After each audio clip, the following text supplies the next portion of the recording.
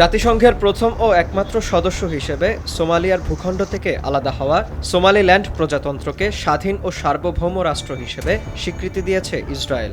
গত শুক্রবার সোমালিল্যান্ডের প্রেসিডেন্ট আব্দি রহমান মোহাম্মদ আবদুল্লাহির সঙ্গে একটি যৌথ ঘোষণাপত্রে স্বাক্ষর করেন ইসরায়েলের প্রধানমন্ত্রী বেনিয়ামিন নেতানিয়াহু ও পররাষ্ট্রমন্ত্রী গিডিয়ন সার।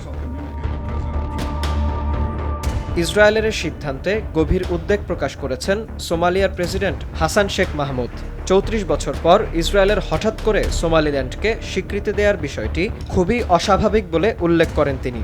বলেন, শান্তিপূর্ণভাবে দেশ আবারও ঐক্যবদ্ধ করার চেষ্টা চালিয়ে যাচ্ছে সোমালিয়া।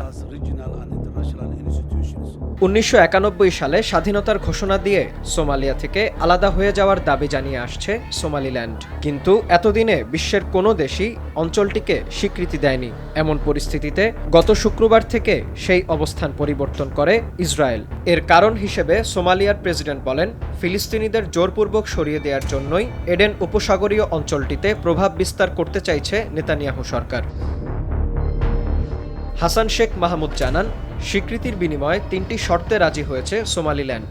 সেগুলো হলো ফিলিস্তিনিদের পুনর্বাসন, সোমালিল্যান্ডে ইসরায়েলি সামরিক ঘাঁটি স্থাপন এবং আব্রাহাম অ্যাকর্ডসে যোগদান। সোমালিল্যান্ডে আগে থেকেই ইসরায়েলি গোয়েন্দা উপস্থিতি রয়েছে বলে দাবি করেন তিনি। তার মতে, এই গোপন কার্যক্রমকে প্রকাশ্যে বৈধতা দিতে এমন সিদ্ধান্ত নিয়েছে তেল আবিব।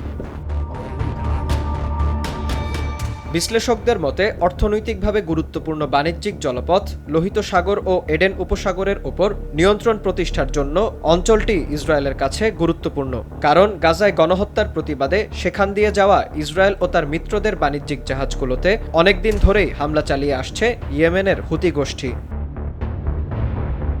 জাতিসংঘ নিরাপত্তা পরিষদের জরুরি বৈঠকে একমাত্র যুক্তরাষ্ট্র ছাড়া বাকি সব সদস্যই ইসরায়েলের এ সিদ্ধান্তের বিরুদ্ধে নিন্দা জানিয়েছে। এছাড়া তুরস্কের প্রেসিডেন্ট রিসেপ তাইয়েপ এরদোয়ানও সতর্ক করে বলেন, সোমালিল্যান্ডে ইসরায়েলের উপস্থিতি আফ্রিকার উত্তর পূর্বাঞ্চলকে অস্থিতিশীল করে তুলবে। বিনয়ামিন, RTV।